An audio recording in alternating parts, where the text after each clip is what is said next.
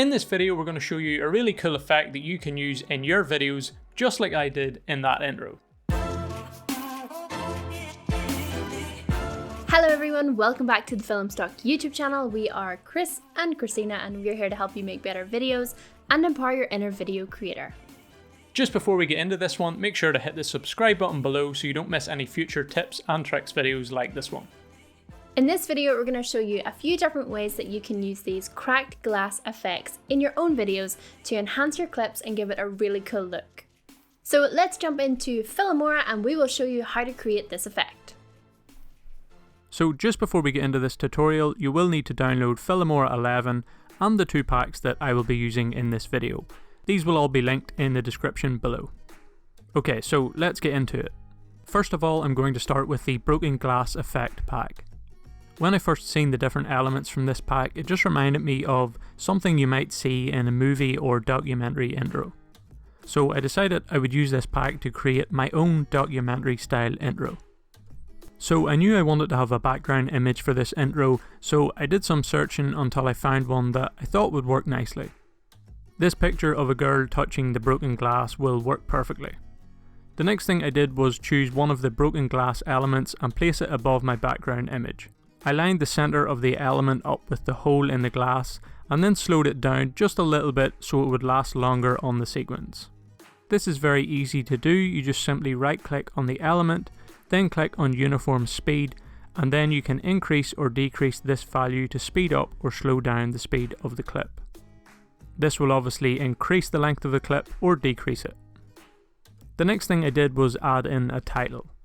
I just wanted to keep the title itself quite clean and minimal, so I added it above the other clips and then added a little black bar behind it on the timeline so that the text would stand out a little better. So now I have the basic elements on the timeline, it was time to add some extra effects to make things look a little nicer. I decided to use the epic shockwave transition to start things off because I thought it would be a cool way to start the intro. I also used some keyframing to slowly fade in each element of this title screen using the opacity setting. Again, I used some keyframing on the background image to make it look as though it was moving backwards as the glass was moving towards the screen. This creates a parallax style effect which just adds some more movement to the scene and makes it feel more 3D. This is also very simple to do, I just simply clicked on the image and then keyframing. I just zoomed into the image at the start and then zoomed out at the end, and this gives the effect that the image is moving backwards very slowly. I then added a blur effect and a glitch effect called weak signal 1 to the black bar behind my title, which just adds a nice effect to it. Then it was just a case of doing pretty much the same thing for the second part of the intro and adding some sound effects below to create that cinematic feeling. And here is the final result, which I think works very nicely for a documentary film style intro.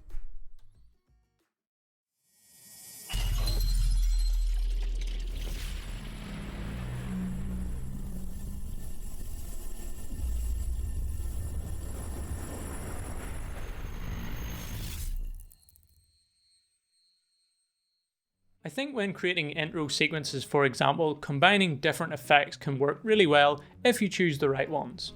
Try to choose a few effects that are of a similar look and feel. But just be careful, you don't want to make things seem messy and cluttered because this can really ruin the look. Take a look through all the effects and try to find out what works best. And it's a great idea to take some inspiration from movies or documentaries as they obviously do a great job of making scenes like this. And it's a good way to see what works and what doesn't. Okay, so for the cracked glass transition effects pack, I just quickly wanted to show you how easy it is to use these transitions between various clips and just add a nice effect to your videos. As it's getting quite close to Halloween, I picked some clips with an eerie horror movie feeling to them because I thought they would suit these transitions. I placed the clips on the timeline and cut each clip to a suitable length. I then used a variation of these transitions between each of the clips just to mix things up, as using the same transition over and over again can get a bit repetitive. And to be honest, that's really all there is to it. It is as simple as that. You just drag your transitions in between each clip and then you can adjust the length of the transition depending on what you like. Just to give each clip a cohesive feeling, I used the LUTs in Filmstock 11 to match the clips a little better and give them all that moody, dark feeling. You can do this by double clicking on each clip, then going to the Color tab, and then the 3D LUT option where you can choose from a selection of LUTs to get the desired look. And just like that, you have a very simple little sequence with some drag and drop transitions. And that is pretty much it. Those are just a couple of ways that you can use the cracked glass effect in your videos. As always, don't be afraid to try things out and get as creative as you want with it. Hopefully you like this effect and you find this one helpful. Don't forget to subscribe down below so you don't miss out on any future video tips. As we said at the start, the links to Filmstock 11 and those packs are in the description below. As always, keep creating and we will see you in the next one.